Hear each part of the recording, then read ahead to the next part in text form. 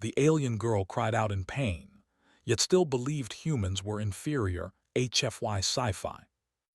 The sky above the frontier world was a pale gray, covered by thin clouds that never fully broke apart. Massive alien structures rose from the ground like sharp metal bones, their surfaces cold and smooth. This planet was not beautiful, but it was important. It belonged to the Coalition, a powerful group of alien species that ruled many systems. Humans were only guests here, allowed to work, observe, and follow orders. Among the many researchers on the planet was a young alien girl named Cyril. She was small for her kind, with soft blue skin and thin arms. Her species valued strength, speed, and emotional control. Cyril had always struggled to meet those standards. Because of that, she was given lower assignments. One of those assignments was to study humans. Humans were new to the galaxy. They were noisy, emotional, and physically unimpressive compared to most alien species. That was what the Coalition believed, and Cyril believed it too.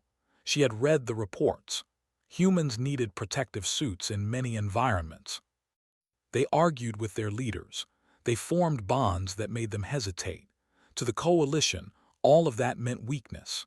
Cyril stood on a raised platform near an industrial zone, watching human workers repair a damaged power relay. They moved slowly, communicating with simple hand signals and spoken words. Their machines were loud and inefficient. Cyril recorded notes, already convinced she would find nothing surprising. Then the ground shook. At first, it felt like a small vibration. Then came a deep sound, like the planet itself was groaning. Metal screamed as one of the tall support towers near Cyril began to bend. Warning lights flashed too late. Cyril turned to run, but the platform beneath her cracked. She lost her footing and fell. A heavy metal beam came down with terrifying force, pinning her lower body to the ground. Pain exploded through her nerves, sharp and overwhelming. Her breath left her in a broken gasp. She screamed. The sound was high and raw, filled with fear she had never allowed herself to feel before. Her training told her to stay calm, to control her emotions, but pain destroyed that discipline. She tried to reach her communicator, but it was crushed beneath the debris. Cyril cried out again, calling for help in her own language. The industrial zone was loud, but her voice carried. She waited, expecting Coalition security drones to arrive.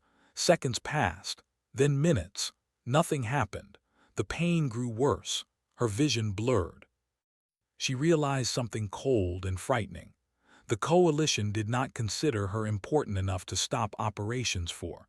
She was low-ranking, replaceable. Tears formed in her eyes, something she had always been taught to suppress. She turned her head slightly and saw the human workers not far away. They had stopped moving. A few of them were looking in her direction. Cyril felt anger mixed with fear. Humans were staring but not acting. Of course they would not help. Why would they? They were inferior, weak. They would be afraid of punishment or injury. They would pretend they did not see her. She closed her eyes, ashamed of her own hope. Then she heard footsteps, one pair, then another. A human man stepped closer, his helmet visor reflecting the flashing emergency lights. He raised one hand, signaling the others to stop working.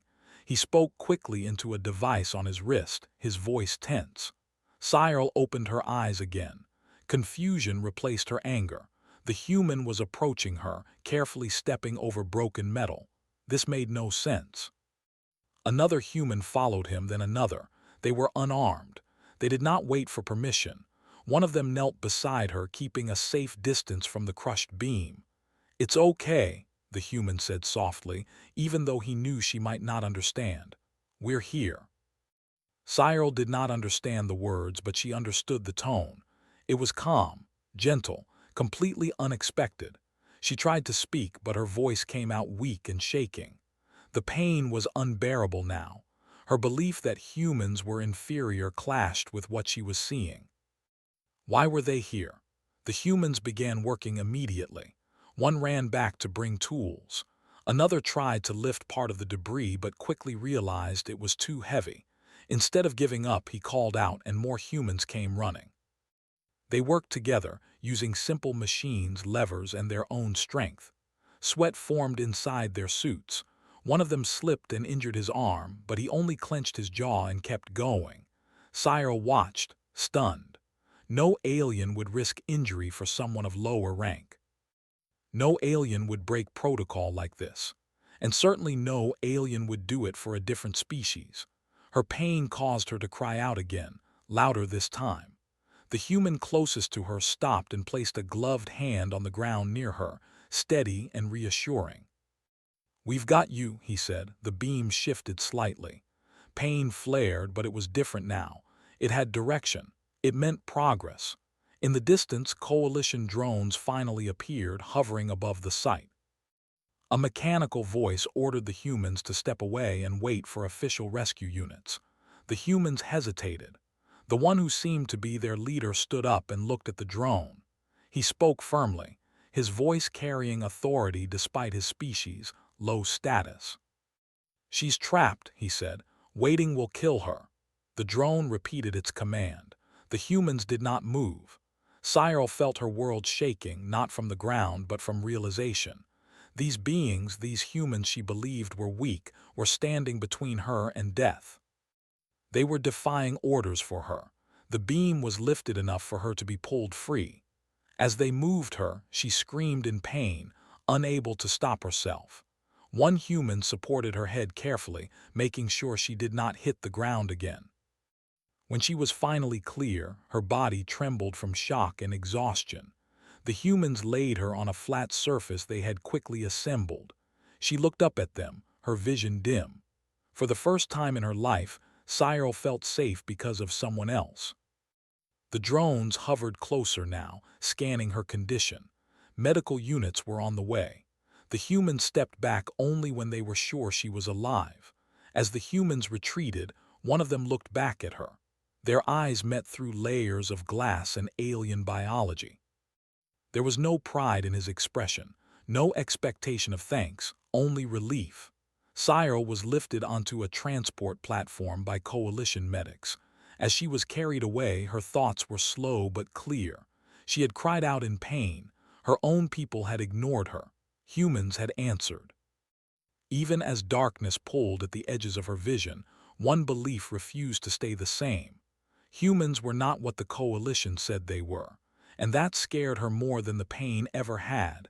Cyril woke slowly, as if rising from deep water. The first thing she felt was warmth. Not the sharp pain from before, but a steady heat that spread through her body. The second thing she noticed was sound. Soft beeps, low voices. The air smelled clean and artificial. She opened her eyes. The ceiling above her was smooth and white, curved like the inside of a shell. Coalition medical symbols glowed faintly along the walls. She was in a recovery chamber. For a moment, relief washed over her. She was alive. Then memory returned. The falling tower, the crushing beam. The pain and the humans. Her body tried to move, but straps held her gently in place. Panic flickered but faded when she realized the restraints were medical, not disciplinary. A transparent screen appeared above her, showing her vital signs. They were stable. A tall alien medic entered the room. His skin was dark green, his posture stiff and formal. He glanced at the display, then at Cyril. "You survived," he said flatly. "You were fortunate, fortunate." The word felt empty. Cyril tried to speak, but her throat was dry. The medic noticed and adjusted a tube. Cool liquid flowed, easing the pain. "Where are the others?" Cyril asked weakly. "The humans." The medic paused for a fraction of a second. "They returned to their assigned labor zones. They were difficult." That caught her attention. Difficult? They delayed operations, ignored direct drone commands, risked damage to coalition property. Cyril felt something tighten inside her chest. "They saved my life." The medic tilted his head slightly, an expression of mild disinterest. "Yes, an emotional response." Humans are known for such behavior. Emotional, irrational, weak. The same words she had believed. The medic finished his checks and turned to leave. Before he exited, he added, "You will be questioned once you recover." The council wishes to understand why a low-ranking researcher caused such disruption. The door slid shut. Cyril stared at the ceiling, her thoughts restless. The council did not care about her pain. They cared about disruption, about efficiency, about control. And yet humans had ignored all of that. Over the next cycle, Cyril remained in recovery. Her injuries were serious but healing. Coalition medicine was advanced when it chose to be. Still, she noticed something strange. No council members visited. No superiors asked how she felt. She was monitored, repaired, and forgotten. That silence gave her time to think. She replayed the moment again and again. The human voices, the way they worked together without hesitation. One of them had been injured and did not stop. That made no sense under coalition logic. Injury meant withdrawal. Preservation of the individual mattered less than preservation of function. Humans had reversed that. On the third cycle, Cyril requested access to the station data network. Her request was approved automatically. No one expected her to do anything important. She began searching human records. At first, she looked for proof that what she saw was unusual, an exception. But the data showed patterns. Humans responded to disasters with speed, not permission. They entered dangerous zones to retrieve others. They mourned their dead publicly. They honored failure if effort was sincere. She watched old recordings from Earth, natural disasters, floods, fires, earthquakes. Humans running toward danger while their structures collapsed around them. Not because they were ordered to, because someone needed help. Cyril's belief system strained under the weight of evidence. A few cycles later, she was cleared to move within the medical wing. As she walked slowly through the corridor supported by a brace, she overheard voices. "They overstepped," one alien said. "Human workers are becoming a problem." "They refuse to follow disengaged protocols," another replied. "Too many unnecessary rescues." Cyril paused, staying out of sight. "There's another joint station project starting," the first continued. "High-risk energy core. If something goes wrong, they might interfere again." The second alien made a dismissive sound. "Then restrict them, or let them learn." Cyril felt a chill. She understood what that meant. Let them learn meant let them fail. Let them die. Later that cycle, alarms rang through the station. A deep, vibrating sound rolled through the walls. Emergency lights flashed red. The calm medical environment turned tense in seconds. A voice echoed over the intercom, speaking in the coalition language. "Attention! Energy containment failure in the lower station ring. All non-essential personnel evacuate immediately." Cyril's heart raced. Lower ring. That was where mixed-species workers were stationed. Humans, engineers, maintenance crews, medical staff rushed past her, heading toward evacuation points. No one stopped to explain. No one asked if she could move fast enough. She watched a status screen light up. Structural integrity dropping. Pressure loss in multiple sectors. Time estimates appeared, cold and precise. Too slow. Cyril made a decision that surprised even herself. She turned and moved toward a secondary control terminal. Her hands shook as she accessed live feeds. The images made her breath catch. Smoke filled long corridors. Power arced wildly. Several alien workers were already evacuating in orderly lines, but in the background, humans were moving the opposite direction. They carried injured aliens. They sealed doors manually. They used their bodies to brace damaged sections while others worked. No orders, no coordination from above, just action. A human woman shouted instructions, her voice rough but steady. Another human crawled through a narrow shaft, ignoring sparks that burned through his suit. Cyril saw fear on their faces, but it did not stop them. The coalition command feed appeared beside the camera view. Leaders debated probabilities, casualty estimates, resource loss. "Seal the lower ring," one said. Sacrifice is acceptable. Cyril's hands clenched into fists. She remembered the beam on her body, the silence from above, the humans who refused to walk away. Before she could stop herself, she activated an open channel. "Do not seal the ring," she said. Her voice echoed across the command network. There was a pause, then anger. "Identify yourself." "Cyril," she said, "Research Division, survivor of the industrial collapse." "You have no authority here," a council member replied. "Humans are still inside," Cyril said, "and they are saving others." "That is their choice," the council member said coldly. They were warned. Cyril felt fear, but also something stronger, resolve. "They saved me," she said, "when the coalition did not." Silence followed. Then laughter from one of the council members. "You are compromised by emotional debt," he said. "Humans are affecting your judgment." Cyril looked at the screen again.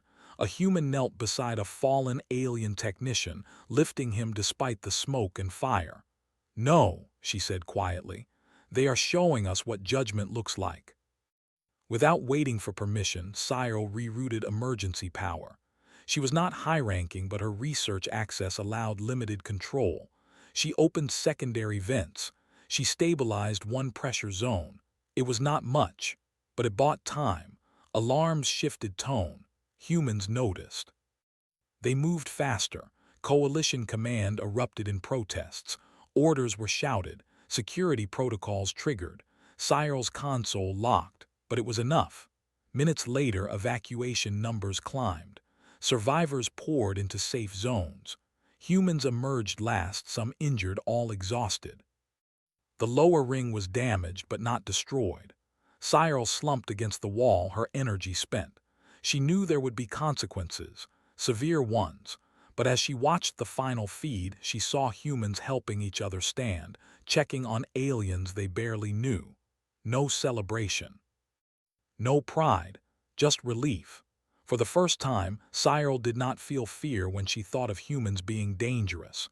She felt fear at the thought of a galaxy that refused to learn from them. And deep down, she knew this was only the beginning. The aftermath of the station incident was quiet, but it was not calm. Damage reports filled the data network. Casualty numbers were far lower than expected, yet the council was not pleased. Resources had been spent. Authority had been challenged, and a low-ranking researcher had interfered with command decisions. Cyril sat alone in a holding chamber, no restraints this time, but the walls felt just as confining. Her injuries had mostly healed, though pain still lingered when she moved too quickly. Outside the transparent barrier, two council guards stood in silence. She knew what was coming. When the door finally opened, 3 council members entered. Their presence filled the room with pressure. They were tall, armored in symbols of rank, their expressions unreadable. "Cyril," one of them said, "you acted without authorization." "I did," Cyril replied. Her voice was steady, even though her heart raced. "You diverted emergency power. You delayed containment. You endangered the station."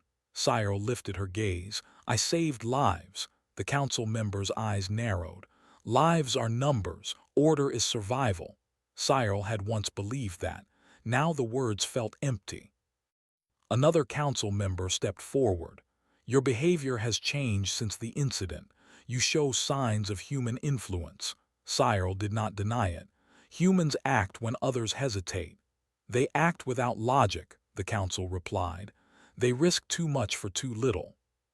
Cyril remembered the human who had been injured lifting debris to free her. She remembered the humans in smoke-filled corridors carrying strangers. "They risk themselves," she said, "because they believe every life matters." The council was silent for a moment. "Belief is not strength," one finally said. "Discipline is strength." "Then why did your discipline leave me to die?" Cyril asked. The air seemed to freeze. The council did not answer. Instead, they turned away. "You will be reassigned," the lead council member said. "Observation duty only. No system access. No human contact." The door closed. Cyril was escorted to a remote observation sector overlooking a massive docking bay. From here, she could see ships arrive and depart, including human vessels. She was supposed to watch, record, and remain silent, but silence did not stop her thoughts. Below her, humans worked alongside other species, repairing damage from the incident. Their movements were slower now. Some were injured. Still, they worked without complaint. Cyril noticed something else. Other species were watching them too, quietly, carefully. Whispers moved through the station. Stories spread. Humans who had refused evacuation. Humans who had carried aliens twice their size. Humans who had stayed until the last second. The council tried to suppress the narrative, but information moved faster than control. Days passed. Then another crisis came. A transport convoy near the edge of the system was attacked by unknown forces. Several ships were damaged. Life support failed on one vessel carrying mixed-species civilians. Coalition Command calculated response times and risks. They decided not to intervene. The vessel was too far, too unstable. Resources were better spent elsewhere. The decision was transmitted across secure channels. Cyril saw it. She felt the same cold fear she had felt under the beam. From her observation post, she watched a human ship receive the same transmission.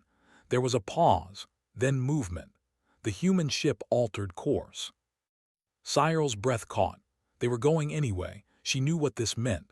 The council would call it insubordination, reckless, a waste. The damaged vessel drifted in darkness, its hull cracked, atmosphere leaking. Inside, panic spread among passengers. Systems failed one by one. The human ship arrived faster than predicted. It maneuvered dangerously close, ignoring warning signals. Human crew members suited up and launched themselves into space. Cyril watched live feeds from shared emergency channels. Humans cutting through twisted metal. Humans sealing breaches with temporary patches. Humans guiding frightened aliens into escape pods. Coalition Command ordered the human ship to retreat. They did not. One human was blown off course by escaping air. Another human grabbed him, anchoring both of them with a single tether. They collided with the hull but held on. Cyril felt her hands shake. She wanted to help. She had no access, no authority, but she had a voice. She opened a public channel. One the council could not fully silence without revealing the truth. Humans are responding to the convoy distress, she said calmly. They are saving civilians the coalition abandoned. The message spread. Other species heard it. Crews watching from nearby systems heard it. Even some council members heard it, though they pretended not to. The rescue succeeded. The human ship returned damaged, power low, crew exhausted. But the civilians were alive. The council reacted with anger. They prepared sanctions, restrictions, public condemnation. But something unexpected happened. Representatives from other species spoke up. They questioned the council's choice to abandon the convoy. They asked why humans were punished for saving lives. They demanded explanations. For the first time in generations, the council faced doubt. Cyril was summoned again. This time, the chamber was fuller. Observers from multiple species were present. Humans were not allowed inside, but their absence was heavy. "You have influenced public perception," a council member accused. "I shared facts," Cyril replied. "Facts without context cause instability." "Then provide better context," she said. "Explain why survival is optional." Murmurs spread. Cyril continued, her voice growing stronger. "Humans are not the strongest species. They are not the fastest. But when faced with loss, they move forward. When faced with fear, they choose action." She looked around the chamber. "They make us uncomfortable because they expose what we refuse to do." The council tried to regain control, but the room was no longer fully theirs. Outside, humans continued working.